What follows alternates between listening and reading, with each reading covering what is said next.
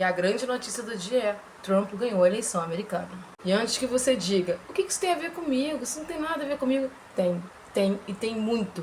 Porque quem acompanhou os discursos de Trump em 2023 e esse ano 2024 sabe que ele não é mais o isolacionista que ele vem de antes. O processo eleitoral americano não terminou ainda, mas o Trump já se autodeclarou presidente porque ele tem materialidade para isso, porque ele varreu os estados-chave.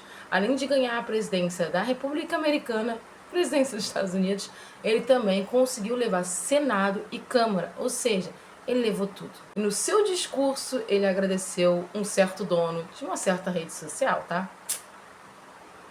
Mas o que isso implica geopoliticamente? O que a vitória do Trump implica pra gente? Primeiro que geopoliticamente, antes de falar de qualquer conflito internacional, a vitória do Trump implica em catástrofe climática. Trump é daqueles que não acredita nas teorias de mudanças climáticas. Não são nem teorias, já são fatos científicos. Ele não acredita nisso, ele é contra qualquer acordo climático. Trump acha a agenda climática um saco, desnecessária. E qual é o problema disso? O problema é que os acordos climáticos vão pro saco. Geopoliticamente, a gente tem uma mudança abrupta. Trump, por exemplo, fala que quer acabar com a guerra da Ucrânia e Rússia, porque ele acha que essa guerra é desnecessária, mas na verdade não é isso não. Trump quer acabar com a guerra Rússia e Ucrânia porque o Trump ele quer acabar com a aproximação da Rússia com a China. O Trump, desde o primeiro mandato dele lá em 2016, ele sempre teve um inimigo muito claro, que era a China. Tanto que boa parte das fake news sobre a pandemia vieram desse senhor.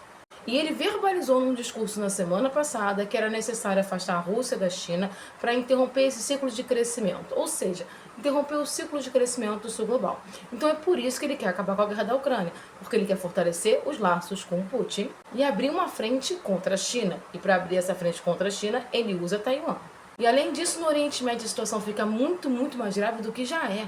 Porque, por exemplo, Trump e Netanyahu têm uma relação próxima, bem próxima mesmo. E parece que já imaginando que o Trump ia ganhar, o Netanyahu começou uma grande reforma de gabinete lá em Israel, colocando os mais extremistas possíveis em cargos chaves, como, por exemplo, o Ministério da Defesa. Trump, inclusive, dá carta branca para terraplanar boa parte do Oriente Médio, tá? Em todos os discursos do Trump, quando papo para o Oriente Médio, ele deixou bem claro que o grande inimigo dos Estados Unidos era o Irã.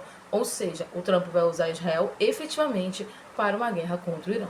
Na América do Sul, a coisa piora mais ainda. Temos dois problemas aqui com o Trump. E um dos problemas também pega a Europa, tá? O Trump, além de ser uma grande liderança na americana, ele é o grande representante da extrema-direita mundial. A extrema-direita, que estava enfraquecida porque perdeu uma série de eleições, começa a se fortalecer com o Trump. É sempre bom lembrar a onda que o Trump trouxe lá em 2016, quando ele ganhou a primeira vez. Então, as extremas-direita ao redor do mundo, no Brasil e na Europa, elas vão se fortalecer com essa presidência. E no caso específico pra gente, além de ter um fortalecimento forte da extrema-direita nessa área aqui, a gente ainda tem um outro problema. O Trump realmente tem uma visão intervencionista sobre a América do Sul.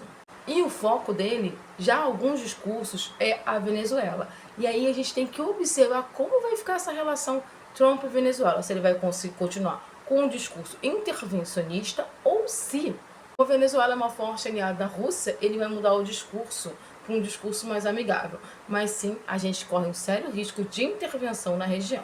Não é por motivos ideológicos não, é pelo motivo do petróleo. Trump é o caos, tá? A gente não tem um parâmetro e ele vem para o mandato para deixar história. A única coisa que eu sei é que quando eu vi essa notícia, a única coisa que eu consegui foi isso.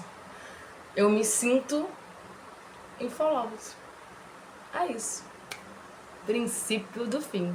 Porque, meus queridos, se ele vier com um discurso, ele botar na prática o discurso que ele tem falado, teremos tempos muito sombrios pela frente. Bom dia para você também.